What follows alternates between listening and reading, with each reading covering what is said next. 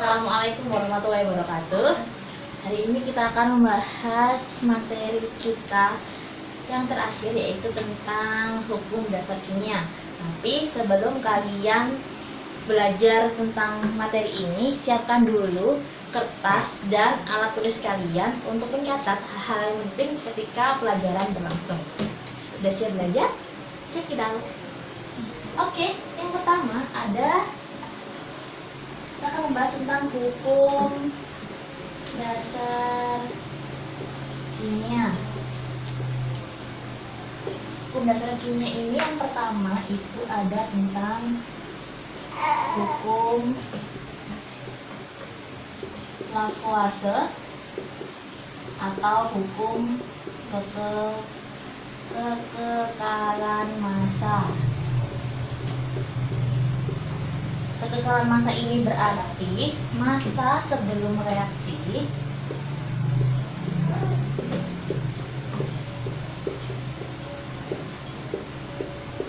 akan sama dengan massa sesudah reaksi. Maksudnya gimana ya? Misalkan kalian ada suatu persamaan reaksi A ditambah B menjadi AB2, misalkan seperti ini. Di sini ada 3 gram, kemudian B ada sebanyak 4 gram. Maka yang terbentuk di AB2 ini berapa gram kira-kira? Ya, benar sekali. Dilihat dari sini, ingat massa sebelum reaksi sama dengan massa sudah reaksi. Sebelum reaksi di sini kan ada 3 dan 4. Berarti untuk massa sebelum reaksi di sini tinggal dijumlahkan aja. Berarti di sini ada 7 gram. Oke, nice. Kalian cepet banget ya bisa nangkap materi ini. Oke. Setelah tentang ini ada pertanyaan dulu nggak? Kalau misalkan nanti kalian ada pertanyaan tentang hukum Lavoisier, siap kalian bisa tulis komen di bawah di channel YouTube aku. Oke. Baik, sampai sini ada pertanyaan? Nggak ada ya? Kita bisa lanjut ke yang selanjutnya. Setelah hukum Lavoisier ada juga hukum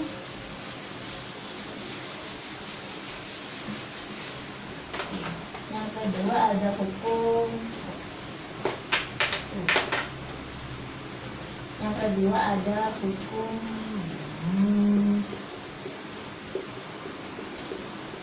Rosse atau hukum perbandingan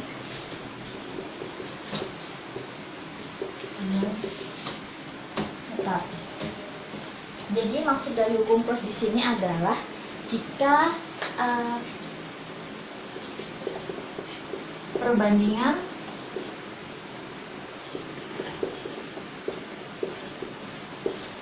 massa unsur pada senyawa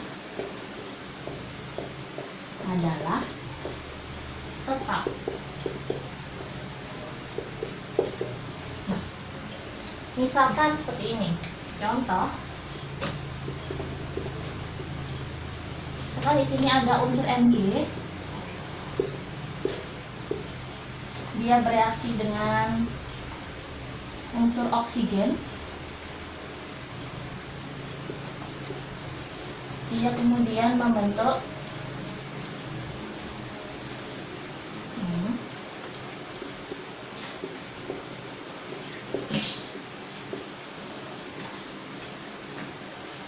jadi kalau misalkan di sini ada 2 gram Mg, kemudian di sini ada unsur O sebanyak 4 gram, otomatis yang terbentuk pada MgO adalah sebanyak berapa tadi? Iya, betul sekali, sebanyak 6 gram. Masih ingat hukumnya sebelumnya, yaitu tentang hukum kekekalan massa. Jadi di sini massa sebelum reaksi sama dengan massa sesudah reaksi. Jadi untuk yang di senyawa MgO ini adalah dari 2 ditambah 4 sama dengan 6. Nice. Selanjutnya, kalau misalkan ada lagi nih, di sini ada 4 gram, di sini ada 8 gram.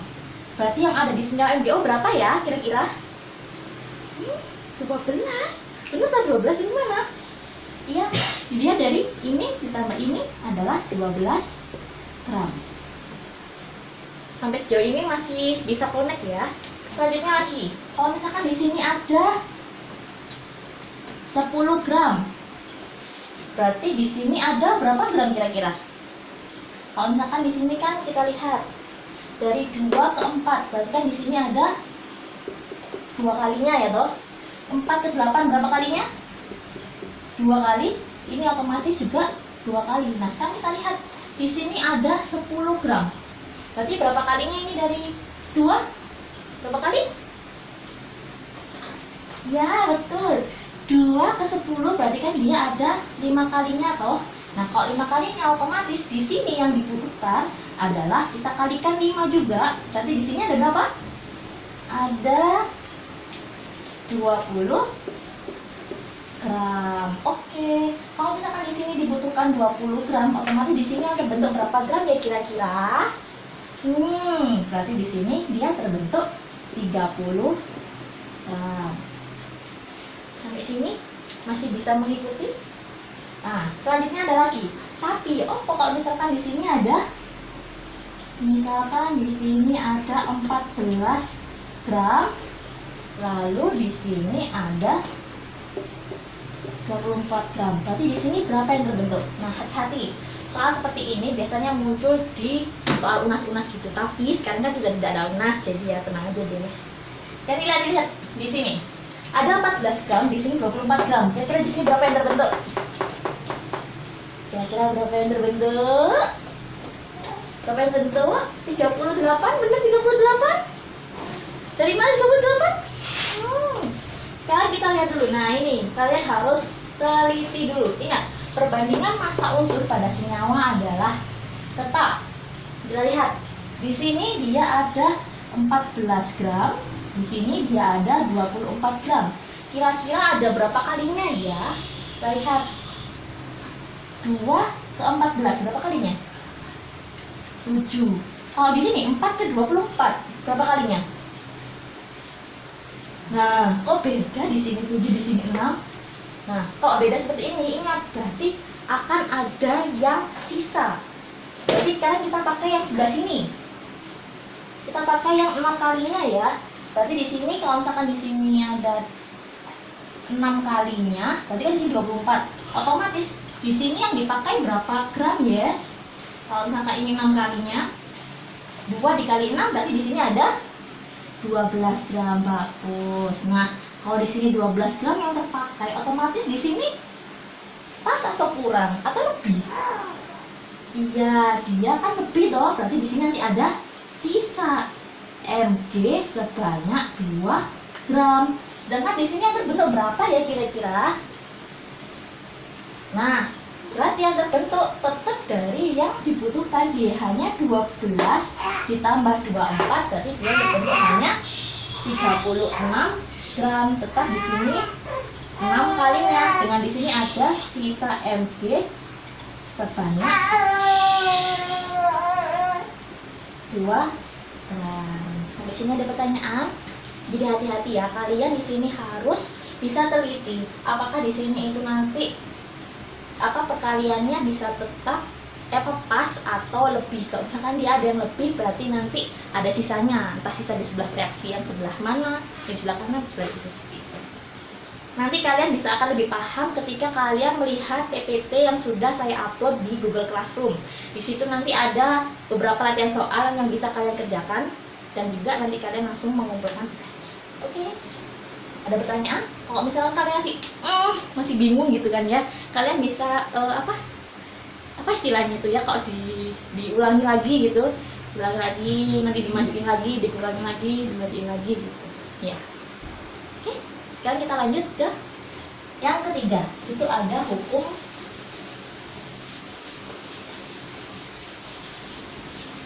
maaf ya, ini kasusnya agak lama loading.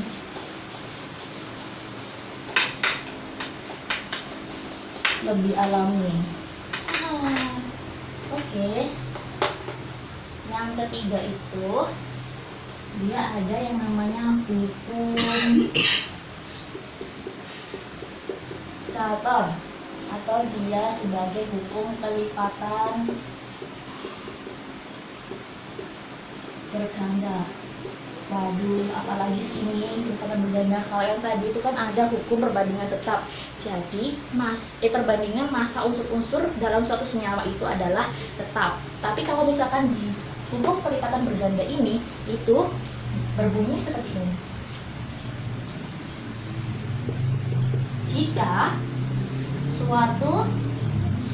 Jika ada dua unsur membentuk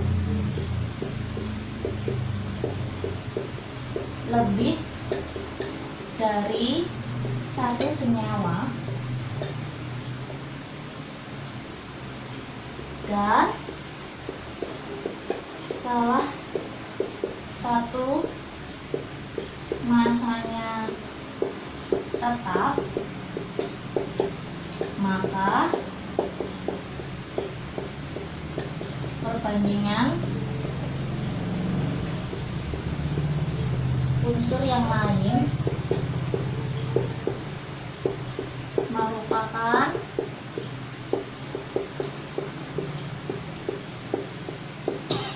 bulat dan sederhana. Nah, seperti ini. Maksudnya ini gimana sih? Nah, kalian kan tahu ada misalkan di sini ada unsur C, kemudian ada lagi unsur O, maka dia bisa membentuk unsur apa saja di sini? Dia bisa membentuk unsur CO dan juga bisa membentuk unsur CO2. Ingat ya, apa itu CO kira-kira? CO namanya apa CO? Karbon apa namanya? Karbon monoksida. Nice. Kalau yang CO2 ini adalah karbon. Yuk, pintar sekali. Masih ingat ya? Berarti ini namanya adalah karbon dioksida. Oke, ini cuma review sedikit saja. Terus gimana ini maksudnya? Nah, kalau di sini kita lihat berdasarkan data. Aku dulu ya. Jadi kalau hukum Dalton ini, sekarang kita lihat. Misalkan di sini ada aku punya tabel, di sini ada senyawa. Oke, fine. Ada unsur N, unsur O,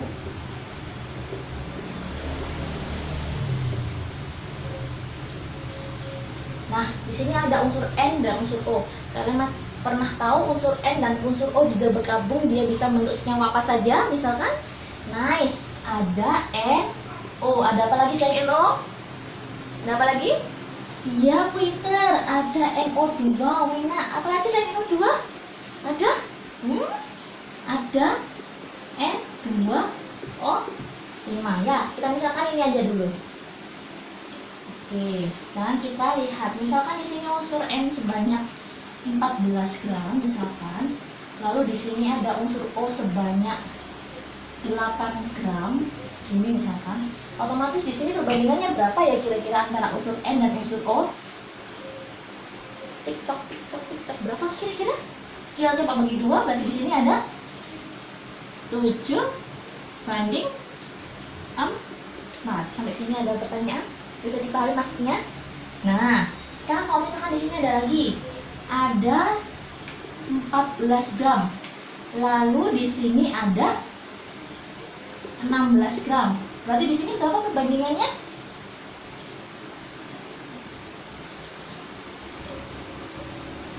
Sama-sama kita bagi 2 juga. Berarti di sini ada 7 banding 8. Masih bisa ngikuti ya? Next. Kalau misalkan di sini ada 28 gram. Lalu di sini ada 40 gram. Otomatis di sini perbandingannya berapa ya kira-kira? Kita bagi juga, berarti di sini ada 7 dibanding 10. Nah, otomatis kita lihat, kita amati yang di sebelah sini. Nah, jika tadi yang dibilang artinya tadi yang di hukum Dalton itu kan dibilang jika salah satu massa unsur adalah tetap, maka perbandingan unsur yang lain merupakan bilangan bulat dan sederhana. So, perbandingan jika di sini massa N adalah 7 gram, maka perbandingan dari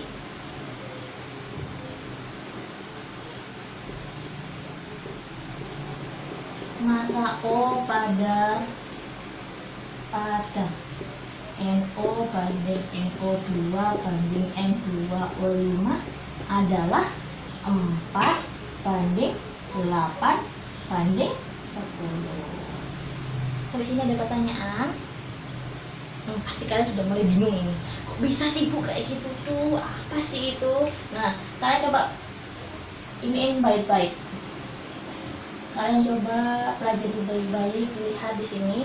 Ingat seperti yang tadi dibilang, saya ulangi lagi, kalau misalkan hukum Dalton itu adalah jika salah satu massa unsur itu tetap, maka perbandingan untuk massa yang lain adalah bilangan bulat yang sederhana. Misalkan di sini tadi ada 14, di sini 8, otomatis di sini kita sederhanakan, berarti kan dia kan 7 banding 4. Kalau misalkan di sini ada 14, di sini 16, berarti kan kita akan sederhanakan lagi, ini juga 7 banding 8. Sedangkan di sini juga 7 banding 10. Nah, dilihat di sini. Karena di sini dia perbandingan unsur N-nya itu kan sama tuh 7. Berarti perbandingan massa O di sini kan merupakan bilangan bulat dan sederhana, yaitu 4, 8, 10.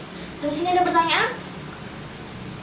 Kalau ada pertanyaan, kalian nggak usah sungkan-sungkan, langsung tuliskan di kolom komentar atau masukkan di Google Classroom kalian. Coba tanyain, Bu, ini sebenarnya apa sih maksudnya gitu. Coba langsung tanyain aja gitu. Kalau misalkan kalian masih mau loading lagi, kalian bisa apa itu namanya, review lagi. Apa sih istilahnya? Kalian tidak lihat itu, pokoknya klik gitu ya.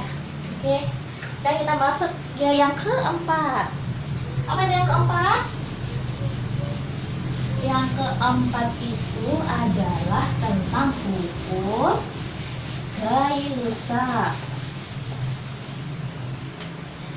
Ini aja deh.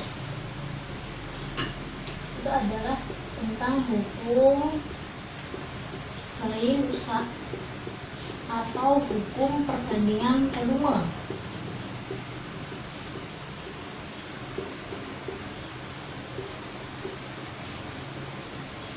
Jadi, kalau misalkan menurut gaya rusak ini, yaitu pada suhu dan tekanan yang sama, maka volume gas yang bereaksi dan volume gas hasil reaksi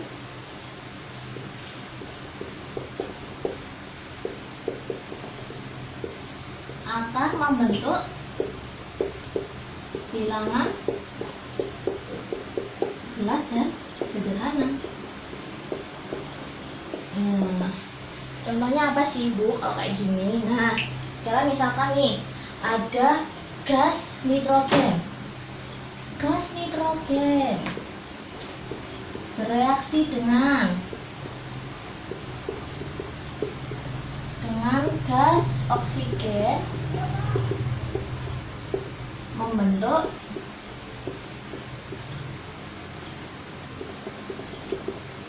gas dinitrogen pentaoksida. Masih ingat bagaimana persamaan reaksinya? Kalian lihat dulu dari gas nitrogen ini kan ya. Ingat, gas nitrogen berarti dia ketika kita tuliskan dalam persamaan kimia itu adalah N2 gas bereaksi dengan gas oksigen. Apa senyawa dari oksigen? Ya benar banget, oksigen itu adalah O2, lalu fasenya adalah gas, kemudian dia membentuk gas dinitrogen pentaoksida. Apa senyawanya dinitrogen pentaoksida? Masih ingat? Di apa itu di itu berarti dia jumlahnya ada 2. Berarti kalau dinitrogen berarti N-nya ada 2. Berarti di sini adalah N2O5 gas. Nah, kita lihat dari persamaan ini kira-kira sudah setara apa belum anak-anak?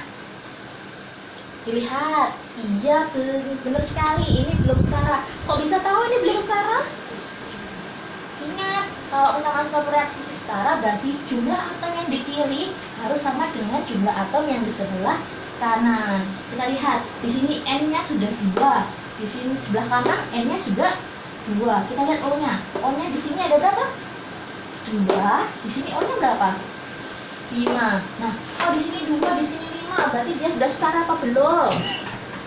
Belum kan? Jadi, ingat gimana nyetarainnya?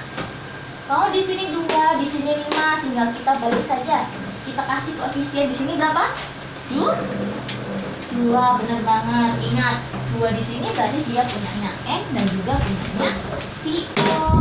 Berarti jumlah O di sebelah kanan berapa ya kira-kira? Benar banget. 2 dikali 5 berapa? 10. Berarti di sini dia jadi 10. Gimana caranya? Kita kasih 5, koefisien 5. Terus yang di sini sudah setara apa belum ya? Sini ada 2. Oke. Nah, sekarang kalau misalkan nih di sini diketahui ada 10 liter gas N2, maka di sini ada berapa ya? Caranya kalau mau mengetahui ini adalah dengan menggunakan rumus. Rumusnya di sini itu kita pakai volume yang dicari sama dengan koefisien yang dicari per koefisien yang diketahui kali volume yang diketahui. Ini tulisannya sempit-sempit sekali ya. Nah, yang coba dilihat, karena di sini kita mencari volume O2, berarti koefisien yang dicari berapa di sini? Kan yang cari O2, berarti koefisiennya adalah 5. Kita tahu di sini 5. 5 per koefisien yang diketahui berapa ya kira-kira? Ingat, yang diketahui adalah ini. Berarti koefisien yang diketahui adalah 2. Berarti di sini 5 per 2 dikali volume yang diketahui. Volume yang diketahui adalah ini. Berarti ini dikali 10. Kita coret, cerot, 5. Berarti berapa hasilnya? Iya betul. Di sini hasilnya adalah 25 liter. Terus yang di N25-nya berapa, yes? Kita hitung lagi. Sini kita lihat koefisiennya 2 yang dicari. Berarti di sini kita pakai berapa? 2 per 2. Lihat, yang diketahui kan yang di N2 tuh. Di sini kan koefisiennya 2. Berarti koefisien yang dicari per koefisien yang diketahui kali volume yang diketahui. Berarti di sini 2 per 2 kali 10 liter. Berapa hasilnya? Ini adalah 10 liter. Habis ini ada pertanyaan. Nah, kalau misalkan kalian masih nggak mudeng gitu ya, kalian nanti bisa diulangi lagi di bagian sebelumnya tentang ini. Kalian ulangi sampai kalian akhirnya mati gitu ya. Kalian bisa buka PowerPoint yang sudah diupload di Google Classroom. Nanti kalian bisa coba dengan caranya seperti ini. Nanti kalian bisa ngerjakan. Di sini ada pertanyaan. Baik, kalau tidak ada pertanyaan, kita langsung lanjutkan ke yang terakhir, itu yaitu tentang hipotesis Avogadro.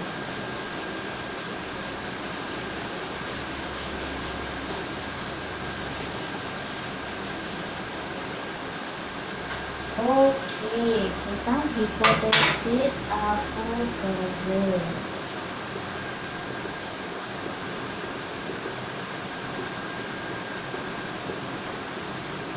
Jadi kalau menurut Avogadro ini adalah ada sama juga, ada T dan T tetap. Maksudnya adalah pada tekanan dan suhu yang tetap, maka jumlah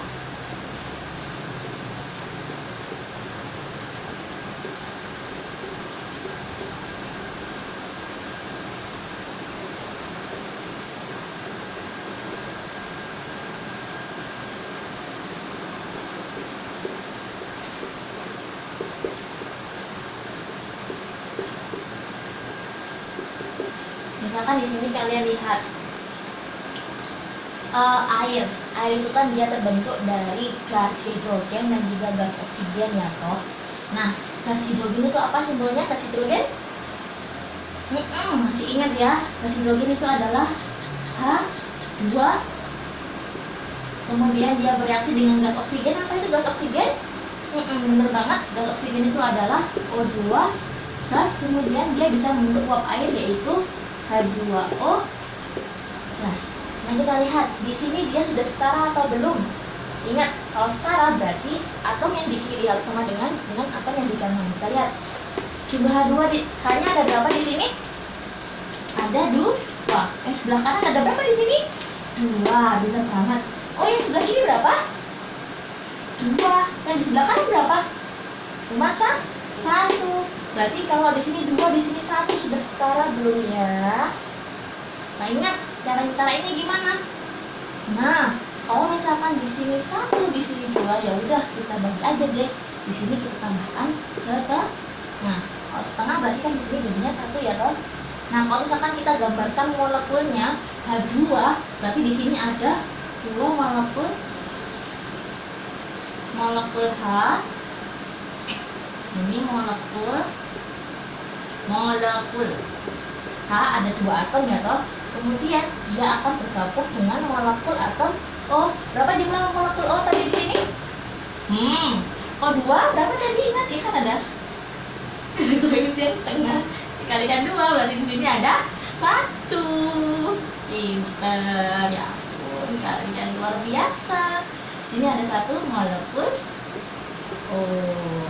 Nah, ternyata berapa itu bentuk di sini? Di sini kan juga ada 2 atom H dan juga atom O, ada 1. Berarti dia ketika terbentuk, dia bentuknya seperti ini.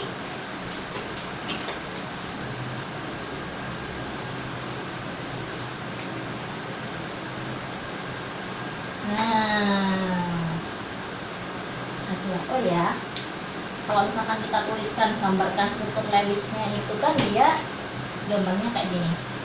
O, ini H, bintangnya. Nah, berarti kan sudah terlihat bahwa jumlah molekul yang bereaksi akan sama dengan jumlah molekul hasil reaksi. Di sini tetap ada 2 atom H, di sini juga ada 2 H, di sini ada 1 O, dan di sini juga ada 1 atom O. Di sini ada pertanyaan? Baik. Tetap kalau misalkan nanti kalian ada pertanyaan tentang hukum dasar kimia, kalian bisa tuliskan di kolom komentar di YouTube ataupun kalian bisa tuliskan komentar di Google Classroom nanti. Tuh. Baik, ini sampai di sini saja untuk materi hukum dasar kimia. Selanjutnya tugas kalian adalah mengumpulkan tugas yang sudah saya tuliskan di PowerPoint di Google Classroom. Kalian tulis di kertas. Jangan lupa tuliskan nama dan kelas, kemudian kalian foto ya. Ingat, tulisan kalian sendiri kalian foto, baru kemudian dikirim ke email saya. Nanti akan saya umumkan di Google Classroom. Baik, terima kasih atas perhatiannya. See you next time. Assalamualaikum warahmatullahi wabarakatuh.